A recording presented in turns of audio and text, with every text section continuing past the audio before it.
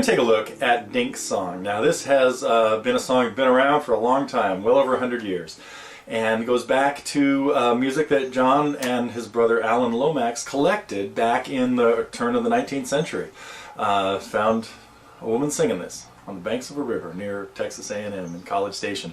And isn't Wikipedia a wonderful thing? I mean, I knew it went way back, but it was really nice to have that info right there.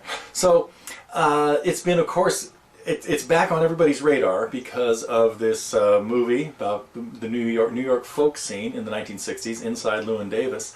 And there are a lot of versions out there. So I really encourage you, first of all, to listen to them. In this lesson, we're going to talk about the way Marcus Mumford played it, pretty much like that, in an open D tuning. We'll also talk about how it was done later on in the movie, which is more like Dave Van Ronk's version in 6/8 time with just simple chords in the key of G. So we're going to talk about, we'll get to that, but we're going to take a look. And also, because it's a folk song, I'm going to do this without tablature, and you're going to have just a feel for kind of claw hammer type strumming in open D with some very easy chords. So we'll go over what's happening there, but this is not going to be a note-for-note, blow-by-blow description of how to fingerpick this. So you have to have a little bit of a feel for just strumming and maybe doing a little picking with your thumb to make this all, I mean, your thumb and fingers, to make this all make sense. Anyway, we'll talk about the open D version, the way Marcus played it, and the way it appeared in the movie. Now, some other versions that you should listen to, just to get a feel for this. I mean, this has been done by so many people. Bob Dylan did it. There's an early version. You can find a YouTube video out for that.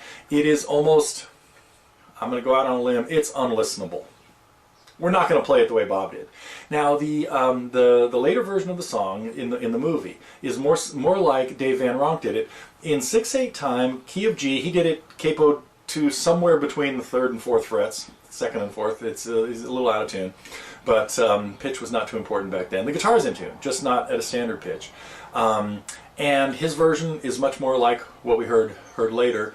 There are versions by Pete Seeger, who, as I'm shooting this, just passed away a couple days ago, and really just yesterday, or the day before. Anyway, pretty recently. I guess I got this little time date this lesson, but another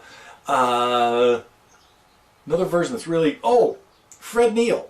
You got to check out Fred's version. It's on his album. He's kind of subtitled it. The song is sometimes called Fare Thee Well. Now, Dink was the woman's name who John Lomax heard playing this, but it's kind of your typical love 'em, leave 'em, and your typical male bashing song for a good for nothing guy. But it sort of gets rewritten, and the lyrics are a little disguised at times. But anyway, so Fred called it Fred's tune, but it also goes by, of course, the name Fare Thee Well. So we'll take a look at how to play some of these cool chords.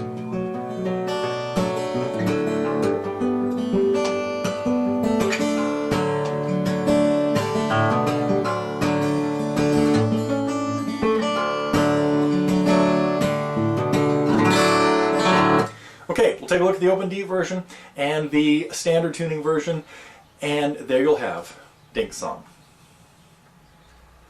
That was the first part of the lesson I put together on Dink's song, also known as Fare Thee Well.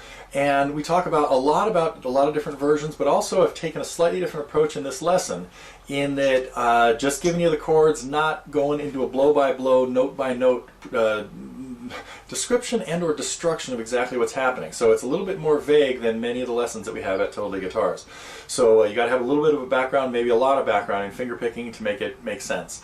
The lesson is available now at Totally Guitars. It's part of the Target program, which is our monthly subscription program.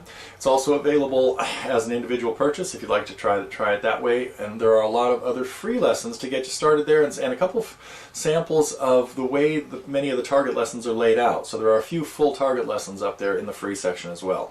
So I encourage you to come check out what's going on at Totally Guitars when you can.